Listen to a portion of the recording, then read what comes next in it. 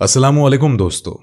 आज की इस वीडियो में हम आपको एक ऐसा वाकया सुनाने वाले हैं जिसको सुनकर आप हैरान हो जाएंगे। ये वाकया एक जादूगर लड़की का है और जब एक अल्लाह वाले ने एक जादूगर लड़की को छिपकली बना दिया। आप वीडियो को पूरा देखते रहें और वीडियो को लाइक और चैनल को सब्सक्राइब भी जरूर कर दें। तो चलिए देखते हैं ये वीडियो। बयान किया जाता है कि एक गाँव था जहाँ कुदरत की बहुत नेमतें थी। अल्लाह ने वहां के लोगों को हर चीज से मालामाल किया हुआ था। ऐसी नेमतें जिनको देखकर इंसान अक्सर मगरूर हो जाया करता है। और सबसे बड़ी और बुरी बात तो ये थी कि वहां के सब लोग काफिर थे, सिवाय कुछ मुसलमानों के। वो काफिर अपनी दौलत पर फक्र किया करते थे क्योंकि हर एक दौलतमंद था और किसी के पास पैसों की कोई कमी नहीं थी। वहां के बादशाह की एक इकलौती बेटी थी जिससे वो बहुत प्यार करता था। उसकी बेटी बहुत ज्यादा घमंडी और जालिम थी। वहां पर जो गरीब लोग थे वो सिर्फ मुसलमान थे और तमाम काफिर एक दूसरे की मदद करते थे, लेकिन मुसलमानों को देखने वाला वहां पर कोई नहीं था। अगर वीडियो आपको पसंद आ रही है तो इस वीडियो को लाइक करते रहें। सरदार की बेटी को काले जादू में महारत हासिल थी और जादू की वजह से वो गरीबों और मजलूमों पर बहुत जुल्म करती थी। तमाम मुसलमान उससे बहुत ज्यादा परेशान थे। वो लोगों को गुलाम बनाती, मजदूर बनाती और अगर उनमें से कोई उसकी बात नहीं मानता तो उसको कैदी बनाकर अपने इशारों पर नचाती थी। उस बस्ती में इक्का दुक्का मुसलमान थे जिनका कोई भी हालचाल नहीं पूछता था, कोई उनको बचाने वाला नहीं था। और जब उस बादशाह की बेटी का जुल्म हद से ज्यादा बढ़ गया तो मुसलमानों में से एक बूढ़े शख्स ने अल्लाह के हुजूर गिड़गिड़ाकर ये दुआ की कि या अल्लाह, हमारी नस्लें जो चंद है जो यहाँ पर बची है उन नस्लों को तू बचा ले। इस पंडित की बेटी ने हमारा जीना दुश्वार कर दिया है। यहाँ कोई भी इंसान हमारा हाल नहीं पूछता, ना दौलत है ना जिस्मानी ताकत है। या अल्लाह, हमारे लिए कोई ऐसा बंदा भेज जो ना सिर्फ ताकतवर हो बल्कि वो इस जादूगरनी यानी कि सरदार की बेटी को भी सबक सिखा दे। अल्लाह ने उस बूढ़े की दुआ सुन ली और यूं उस जगह एक अल्लाह वाले को भेज दिया। और वो अल्लाह वाले ऐसे ही बस्ती में दाखिल ना हुए बल्कि एक दिन कुछ अजीब वाकया हुआ। उन काफिरों का सरदार जंगल में सैर करने के लिए निकला। बड़ी शान से चलता हुआ वो सफर कर रहा था कि अचानक एक जहरीला सांप उसके सामने आ गया। उस जहरीले सांप ने करीब आकर उसे डस लिया और वो बेहोश होकर वहीं गिर पड़ा। उसके जो गुलाम थे, उसके साथी थे, उन्होंने जब अपने सरदार की यह हालत देखी कि एक जहरीला सांप काटकर वहां से चला गया है तो फौरन उसे घर पहुंचाया गया। उस लड़की ने अपने बाप की हालत देखी तो आसपास के बड़े बड़े हकीम बुलाए गए, लेकिन अजीब बात यह थी कि लाख कोशिशों के बावजूद भी जहर को निकालने में वो नाकाम हो रहे थे और जहर तेजी के साथ उसके जिस्म में फैल रहा था। कोई भी उस जहर को जिस्म से निकालने में कामयाब न हुआ। लेकिन उसी वक्त वहां एक दरवेश की आमद हुई। एक अल्लाह वाले वहां आ गए। उन्हें तो अल्लाह ने इसी मकसद के लिए भेजा था और उन अल्लाह के वली ने उसके घर के पास पहुंचकर दरवाजे को खटखटाया। नौकरों ने कहा कि तुझे किससे मिलना है? उस अल्लाह वाले ने कहा, क्या यहाँ के सरदार को सांप ने डस लिया है? नौकर कहने लगे, तुम्हें कैसे पता? तुम तो हमें अजनबी लगते हो और हमने तुम्हें यहाँ आज तक देखा नहीं है। उसने कहा कि मुसाफिर हूं और मुझे खबर मिली है कि यहाँ के सरदार को एक जहरीले सांप ने डस लिया है और कोई भी उसका इलाज नहीं कर पा रहा है। नौकर ने कहा, तुम कौन हो? अल्लाह वाले ने कहा, मैं हकीम हूं और मैं उनका इलाज करने आया हूं। वो नौकर अल्लाह वाले की हालत देखकर हंसने लगे क्योंकि आपने फटे पुराने कपड़े पहने हुए थे और गरीब से लग रहे थे। वो नौकर कहने लगे, तुम इतने बड़े सरदार का इलाज करोगे? अरे यहाँ आसपास के बड़े बड़े हकीम बुलाए गए हैं, पैसों की कोई कमी नहीं है हमारे सरदार को। तुम जैसे गरीब इंसान से वो अपना इलाज कराएंगे। दरवेश ने कहा, अगर तुम चाहते हो कि तुम्हारे सरदार की जान बच जाए तो फिर मुझे अंदर आने दो। वो गुलाम कहने लगे, ठीक है, हम अंदर से इजाजत लेकर आते हैं। नौकर अंदर गए और सरदार की बेटी से कहा, बाहर एक गरीब आया हुआ है और हुलिये से वो फकीर लग रहा है, लेकिन वो कहता है कि मैं सरदार का इलाज कर दूंगा और जहर जो तेजी से फैलता जा रहा है उसको निकाल कर फेंक दूंगा। उसकी बेटी कहने लगी, ठीक है, उसको अंदर लाओ। तब वो अल्लाह वाले उस घर में आए तो देखा कि सरदार जहर के दर्द से तड़प रहा है और अपनी टांग को बार बार बिस्तर पर पटक रहा है।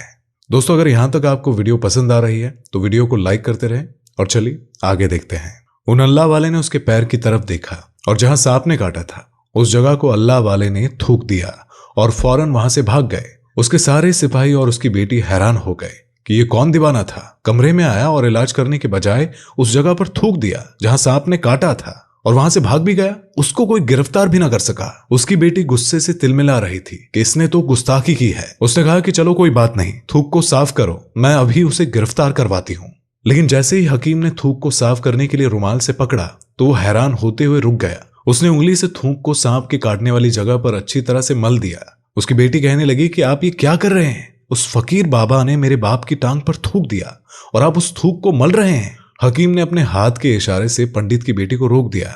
जैसे ही उस थूक को उस सरदार की टांग पर मला तो फौरन ही जहर का सारा असर खत्म हो गया और जो टांग कटने के काबिल थी वो टांग पहले वाली हालत में आ गई और पूरी टांग जो नीली हो चुकी थी अब वो असल रंग में आ गई। और जब वो कबीले का सरदार होश में आया तो वह हैरान रह गया।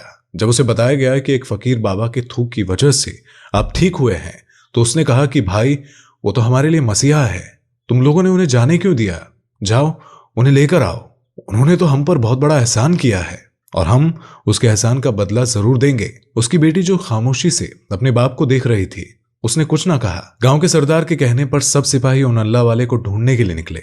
वो लोग चारों तरफ फैल गए लेकिन कहीं भी उनको वो अल्लाह वाले नहीं दिखे। फिर जब सिपाही जंगल में दाखिल हुए तो वहां एक दरख्त के नीचे एक आदमी को इबादत करते हुए देखा। वो गौर से उस अल्लाह वाले को देख रहे थे कि ये क्या कर रहे हैं और ये किस तरह की इबादत है। हम लोग तो अपने बुतों के आगे हाथ जोड़ते हैं और ये तो न जाने किसको सजदा कर रहे हैं। खैर इबादत के बाद फौरन उन अल्लाह वाले को पकड़ लिया गया और गांव के सरदार के सामने पेश किया गया। वो कहने लगा, आप कौन हैं और कहां से आए हैं? सबसे पहले तो मैं गुस्ताखी की माफी चाहता हूं कि मेरे लोगों ने आपकी बेइज्जती की, लेकिन आपकी वजह से आज मैं जिंदा हूं।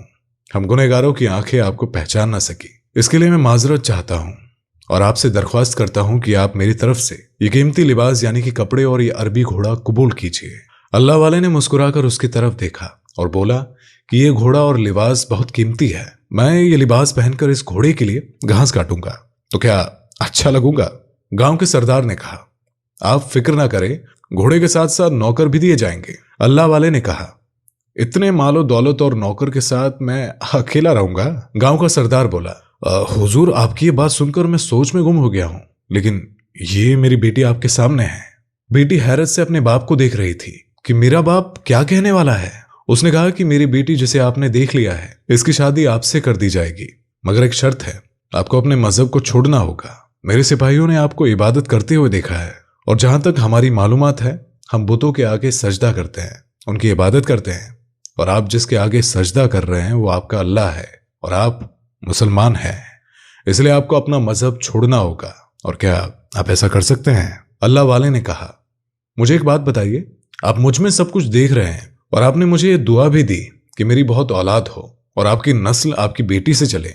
आप मुझे एक बात बताएं कि अगर उन बच्चों में से किसी बच्चे को कुछ हो गया तो रोना किसको पड़ेगा? पंडित ने जवाब दिया, अगर खुदा ना खास्ता ऐसा हुआ तो रोना तो फिर आपको ही पड़ेगा। अल्लाह वाले ने मुस्कुरा कर कहा, अगर ये सारा माल लेकर मुझे रोना ही पड़ेगा तो आप अपना घोड़ा, अपनी दौलत, अपनी बेटी, हर चीज अपने पास वापस रख लो। मैं खुश हूं, मैं एक मुसलमान हूं। अगर ये तमाम चीजें लेकर मुझे अपना मजहब छोड़ना पड़े तो मैं अपनी जान देकर भी अपने मजहब को नहीं छोड़ूंगा। जिस रब ने मुझे पैदा किया है, क्या उस रब के दीन को छोड़कर आपके पास चला आऊं और सिर्फ इन चंद पैसों के लिए? तो मैं ऐसा नहीं कर सकता और मैं अपनी दरवेशी में बहुत खुश हूं। अल्लाह ने मुझे जिस मकसद के लिए यहां भेजा है बस वही मकसद पूरा हो जाए। गांव के सरदार ने पूछा, क्या मकसद है आपका? अल्लाह वाले ने कहा, यहाँ के मुसलमानों पर जुल्म हो रहा है, बस उन्हीं के लिए मैं यहां आया हूं, अल्लाह की मदद से। यह कहकर वो अल्लाह वाले जाने लगे तो सरदार ने दरवेश को रुक जाने को कहा और कहने लगा, मैंने माल देकर आजमाया तुमको, हर तरह से जांच लिया, पर तुम अपने मजहब को छोड़ने पर राजी ना हुए। अगर तुम यही सब करने आए थे तो तुम्हें किसी बात का डर नहीं क्या? तुम जानते नहीं कि हम कितने ताकतवर हैं?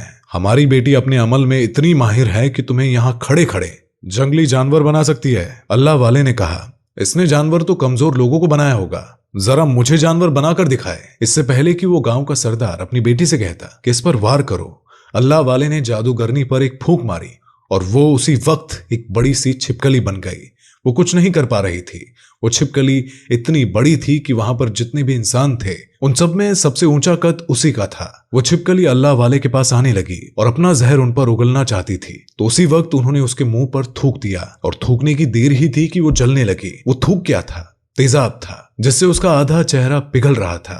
उसका चेहरा जलकर काला हो रहा था और वो मरने ही वाली थी कि सरदार दौड़ता हुआ उसके पास आया और उसके कदमों में गिर गया और माफी मांगने लगा। कहने लगा, हजरत, इस गुस्ताखी के लिए मैं आपसे माफी मांगता हूं, आप मुझे माफ कर दे। मैंने सच में आपको बहुत ही कमजोर माना था, आपके मजहब से आपको हटाना चाहा।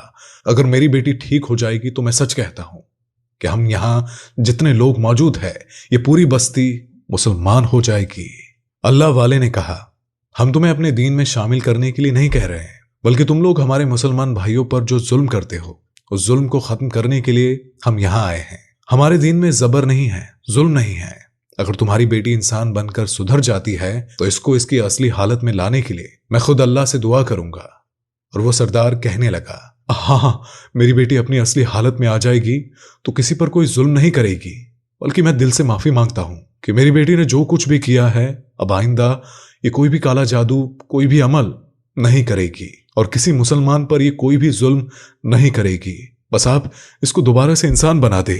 अल्लाह वाले ने उस छिपकली पर दोबारा से फूंक मारी तो वो इंसान बन गई और अल्लाह वाले के कदमों से लिपट गई और कहने लगी, मुझे माफ कर दे, मैंने अपने आप को बहुत ताकतवर समझा। उस लड़की का आधा चेहरा काला हो चुका था। वो कहने लगी, मैं आज अपने बाप के साथ आपके दस्ते मुबारक पर मुसलमान होना चाहती हूँ और यह वादा करती हूँ कि आज से इस बस्ती में कोई भी काफिर मुसलमान नहीं होगा, बल्कि सब आपस में मिलजुल कर भाईचारे के साथ रहेंगे और सब मुसलमान हो जाएंगे। और यूं एक अल्लाह वाले के हाथों पर पंडित और उसकी बेटी ने इस्लाम कबूल किया और फिर पंडित ने अल्लाह वाले से अपनी बेटी की शादी कर दी और उस बस्ती में अमनो अमाल कायम हो गया। तो आज की वीडियो में इतना ही। वीडियो को लाइक करने के साथ ही चैनल को सब्सक्राइब जरूर कर दे। अल्लाह हाफिज।